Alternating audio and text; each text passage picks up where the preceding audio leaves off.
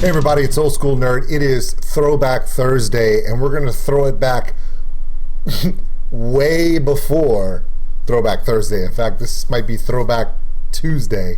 We're going so far back. This one is a specific request, and this one came from Daniel. Daniel Tull says, Pantera, Throwback Thursday, heavy metal rules. Now, here's the thing. Okay. I'm going to start talking about stuff real quick that some Pantera fans may not even know. And some Pantera fans may know, but they don't like to admit it. Okay? Now, I just want you to bear with me and know that what I'm telling you is 100% honest and true. And I actually got the story from an interview with Vinny. Vinny did an interview where he talked about this situation. And this interview occurred after the breakup with Phil, when Pantera kind of finished off, and then Dimebag and Vinny went off to do their other projects. Okay? Everyone knows two things about Pantera. Number one, they are one of the heaviest, thrashiest, powerful bands in a time when it wasn't cool to be who they were at first. Let me give you an idea.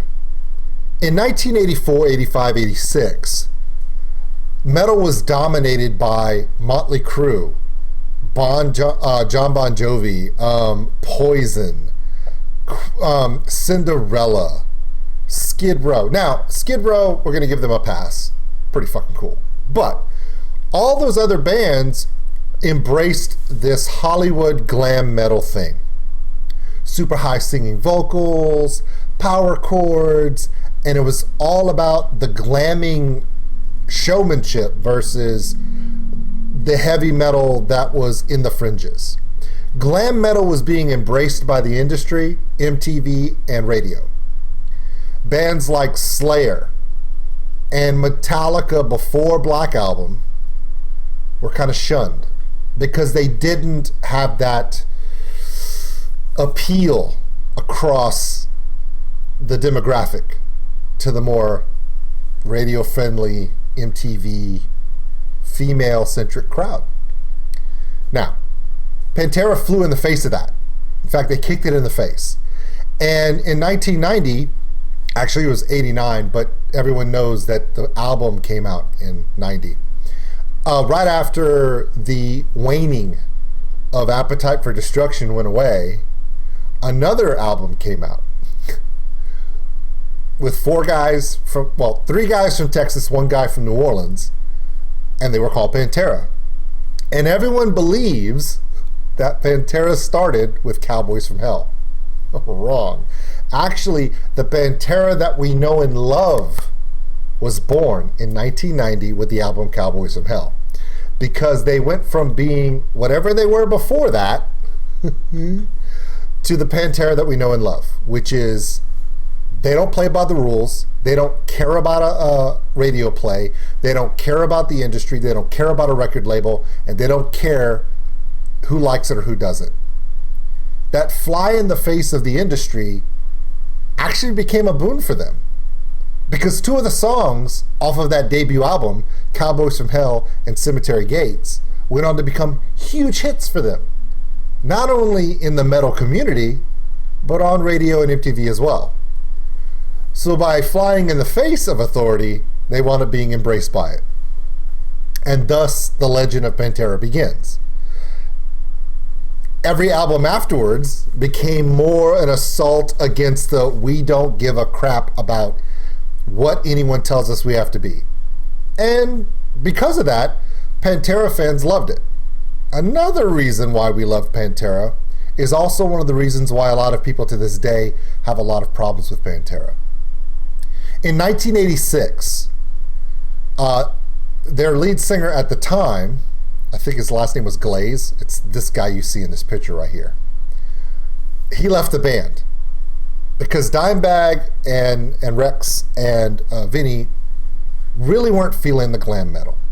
Okay, and they were auditioning in 1986. This guy leaves Pantera, right? Let me get his name for you because I don't want to say this wrong. It's important that we get the names right. Okay, so give me a second. So people don't realize that from 1984 until 1985, Pantera was a glam metal band. I know it. I know it bothers people. Terry Glaze, that's what his name was. Okay, so they had a lead singer, this guy here called Terry Glaze, right? And look at the pants, the purple stretch pants and everything else. Now, in 1985 into 1986, they stopped being a glam metal band. There were a couple reasons. Number one, the Abbott brothers weren't feeling it, but mainly because you'll see in this video, glam metal bands have a tendency to be more about the performance of the lead singer and we talked about in previous videos how sometimes there are songs, and Sabaton's really good at this, where the song is designed to get the whole crowd to sing along or chant with you. It's really hard to have a song like that when your lead guitarist will not stop playing a solo for 20 minutes. Dimebag's always done that. Well, Pantera fans, all of us, loved that about him. Because he could play and just go off 20, 25 minutes. And he'll be like, oh, we were playing a song. Sorry, I was doing my thing. We're like, keep going. But they were also feeling that their musical styles were not fitting into glam metal. So they parted ways with Terry Glaze, and then they started looking for lead singers. There was a guy by the name of Phil. Infamously, he is loved, and he is also hated by the Pantera community for later reasons. But at the time, they were doing auditions for lead singers throughout the end of 85 and the beginning of 86.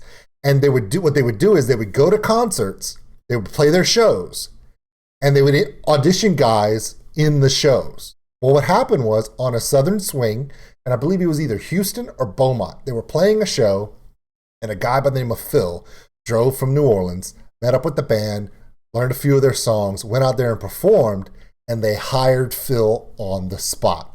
Why? Because Phil is so anti-glam rock, it's what they wanted. And off to the races they went. This is one of the last video recordings in 1986 of Terry Glaze singing Heavy Metal Rules, which was one of the more popular glam songs that Pantera did. Now, in this song, you're going to see them attempt to be glam metal. You're going to see a very young Vinny, yet still, with the beard. A Dimebag Darrell with no goatee. Big hair, very young Dimebag Darrell. But Dimebag Darrell's signature guitar and his playing style are unmistakable. So the setup of this is just, I think, a month and a half to 2 months before Terry Glaze leaves the band and they pick up Phil. It's one of the last video recordings. Now, the video recording is horrible. It was shot on a handy cam or whatever, VHS tape. You're going to see the scattering on the bottom. But when you're talking about the origins of Pantera, and Daniel specifically remembers that this was the first Pantera song he ever heard and he fell in love with them, how could we not talk about this? Now, there are a lot of people in Pantera, the fandom, it's 60-40. There are 60% that say, F you, Phil. Why? Because there were a lot of things going on with Phil that caused the band to break up. He had chronic back issues and arthritis issues, and it caused him to not want to perform. And when he did perform, he didn't want to do it right, and he was always fighting with the band, and then they broke up. The problem with Pantera was also its greatest positive. The fan base is rabid, even to this day. We've talked about Evanescence fans in the last couple of days. We've talked about Baby Metal fans, Nightwish fans, The Warning, you name it. On this channel, we've talked about fan bases. There is no fan base in the history of metal that can compare to the Pantera fan base. because you're talking about a band whose entire repertoire is go to war, kill everybody, we fight the world, nobody tells us what to do. So you can imagine the people that get drawn to that and their passion for such things. So when the band breaks up, everyone's blaming Phil, da da da da. And then you go off to the whole situation with the death of Dimebag Darrell.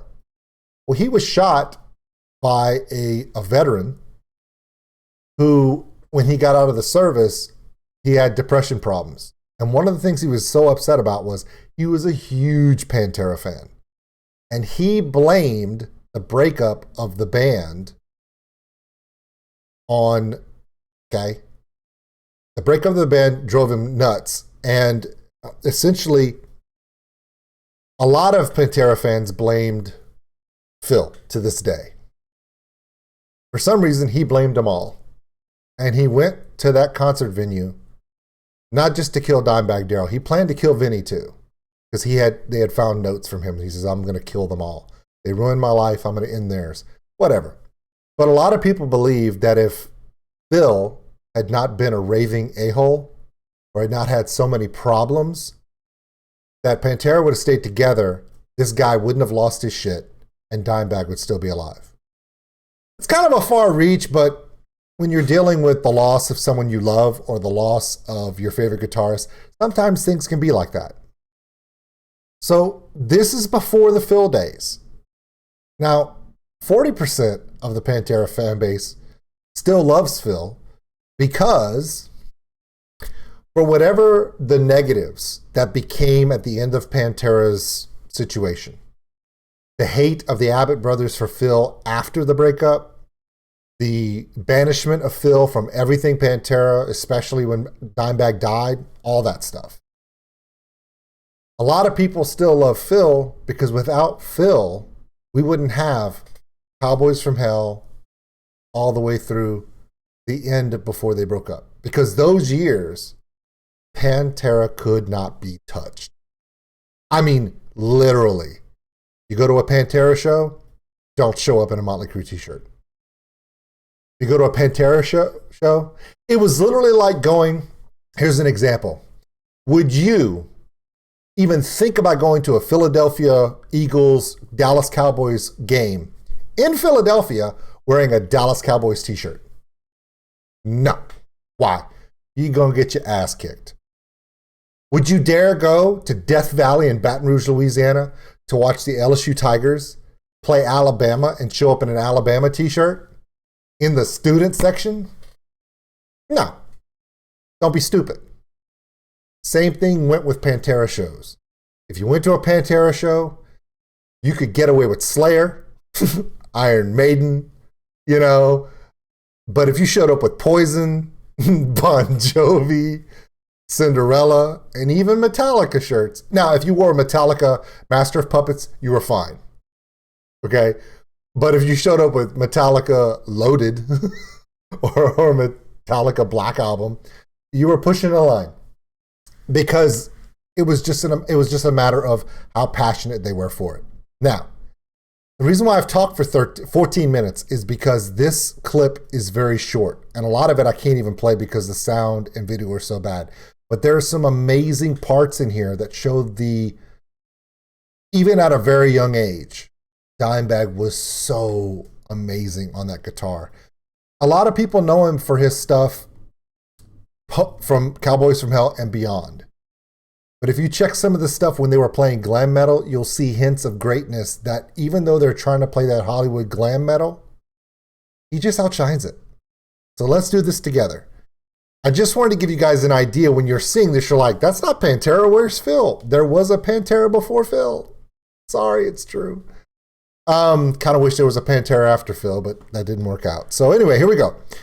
Pantera Live from 1986. The song is called Heavy Metal Rules. I kind of moved it forward 26 seconds because the first 25 seconds of this video are horrible because it's an old VHS tape. Sorry about the distortion, but come on. It's 40 years old. Let's give it a try. You never know what's going to happen on Sunday night.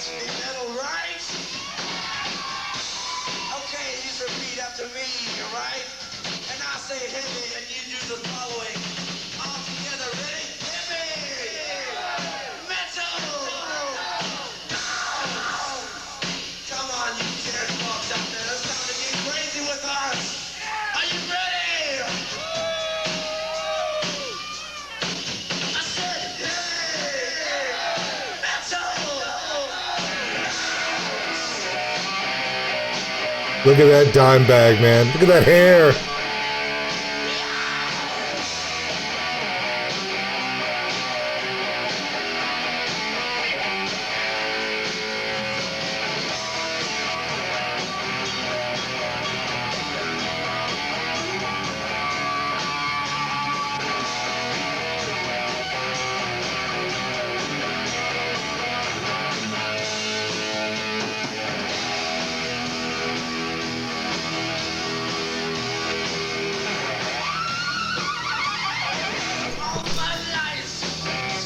It's so glam metal with the dun, dun, dun, the break and then the wah, and then the, it's so glam. Let's continue. I'm not going to stop it too many times, but when I see these kind of things, you just like, is this Quiet Riot? No, it's Pantera. I know it kills you.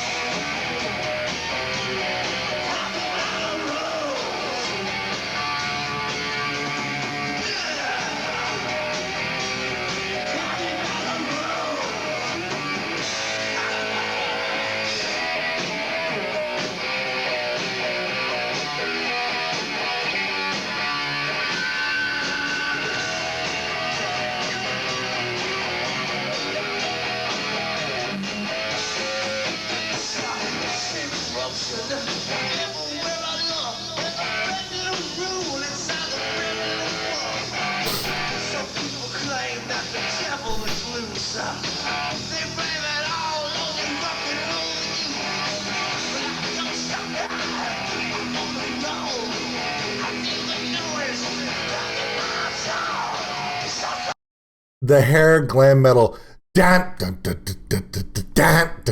It's like, and then you realize that the entire bass line of Enter Sandman is the same. Shit! Can't get away from it.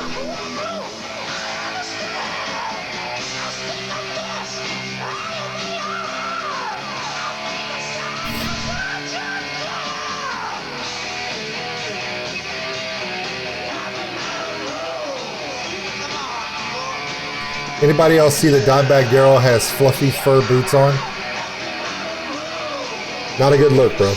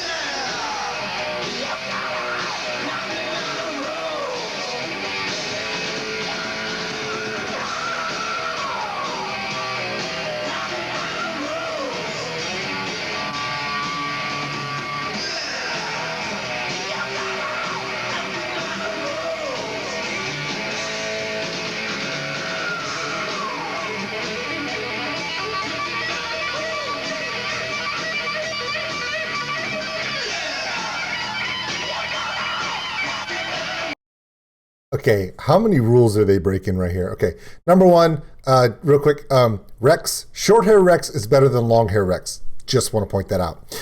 It's nice to see that Vinny's drum set has never changed in the 35 years of him playing drums professionally. Giant toms above him, around him. Heavy metal giant drum kit, that's Vinnie Paul. He's always been able to do it. You see a lot of the videos now where the toms and everything are kind of level, horizontal, and they're playing on top of him. Vinnie liked his shit around him, and that's just totally cool. It's indicative of the style back then, too. Here's the thing that's getting me. Everyone knows that in glam metal and hair metal, the lead guitars, you get one guitar solo per song. One, sir. You're only allowed one. Because we have to get back to the lead singer that everyone can sit there and go ooh and ah over. You're allowed to have one. No wonder they went to the metal they did after. You can't stop Dimebag Darrell. He's going to keep doing metal solos as often as he can within every song. That's why he's so awesome. Watch this. He's already done his guitar solo, right? We heard it. He's going to go into another one. Why? Because he can. But the camera has to go up to him like, wait a minute. Also, the lead singer's back with the rest of the band. Dimebag's just standing out in front of the crowd by himself. Why? I don't know. It's Dimebag. It's what he does.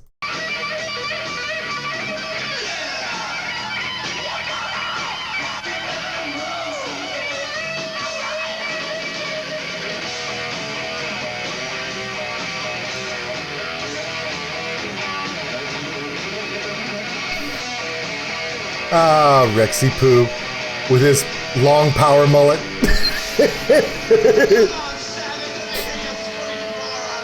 You don't get to see it much, but Vinny is back there with the beginnings of that beard.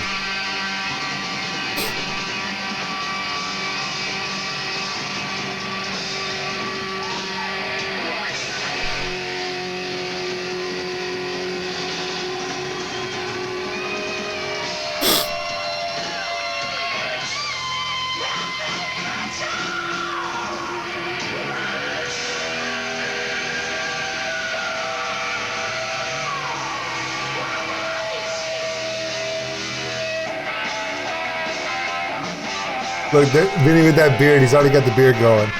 And the bandana with the, yeah.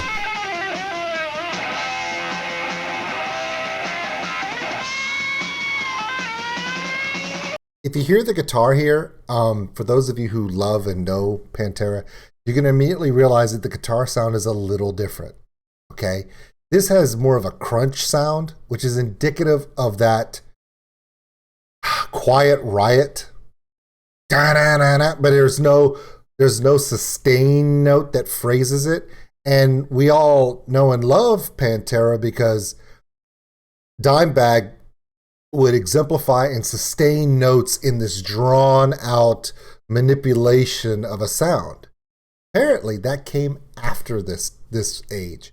When they got away from glam and he began to experiment more with his sound, his tone and phrasing went from a crunch to almost a wailing that we're used to hearing from Dimebag. So when you're seeing him play this guitar solo and all the notes are very staccato, instead of, if we know how the sustaining notes that Dimebag became famous for, he influences guitarists to this day with his tonage.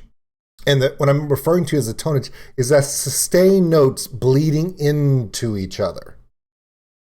Here, he's using his strumming hand and his caption hand, his fret hand, fingering hand, to stop notes and keep the guitar from sustaining them out, lengthening those notes into the next one. Later on, when he gets away from the crunch distortion pedals and starts getting into those elongated phrasing pedals, the true iconic sound of Dimebag Darrell's there. But if you listen to this part, you can almost catch little wisps. Like you're like, if he had a different pedal setup and he changed his tone just a little bit, it's still Dimebag. Watch. This is really just for Pantera fans, okay? When you hear it, you're going to be like, I hear it. Watch.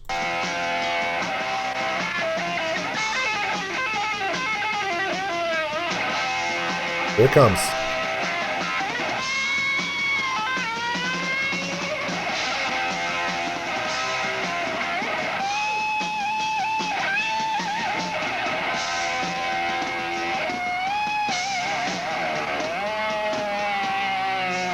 See?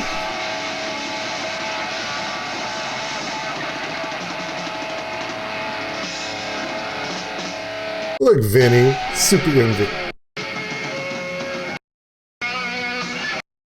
And the video goes straight to hell from here.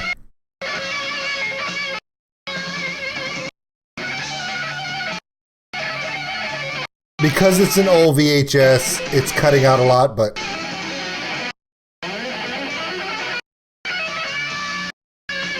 it's a shame too, because it even in the cutouts towards the end of the video, because the beginning of this video and the end of the video are almost unwatchable because it keeps skipping and distorting.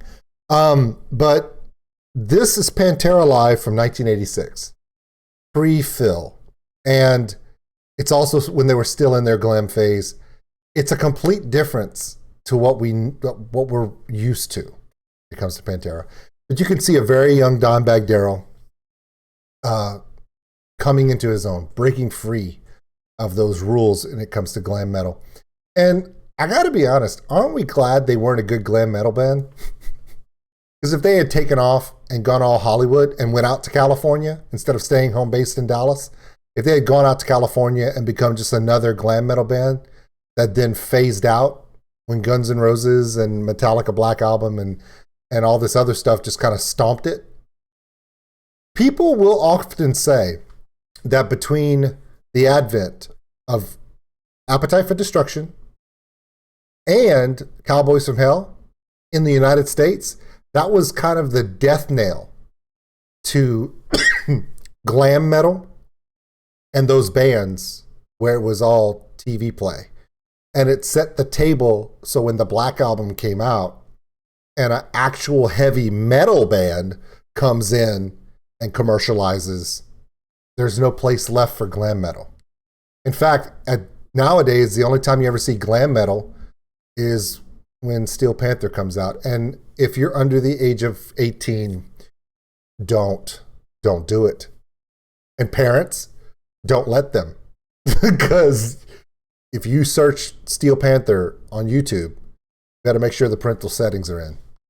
I'm just warning you now. And do not watch it at work. You'll get in trouble. All right. Love you guys. This was a really good throwback. Ready for the next one? I don't know if you are. The next one's pretty cool too. See you guys later. Miss Dimebag so much. Even when he played glam, he was a badass. That's saying something.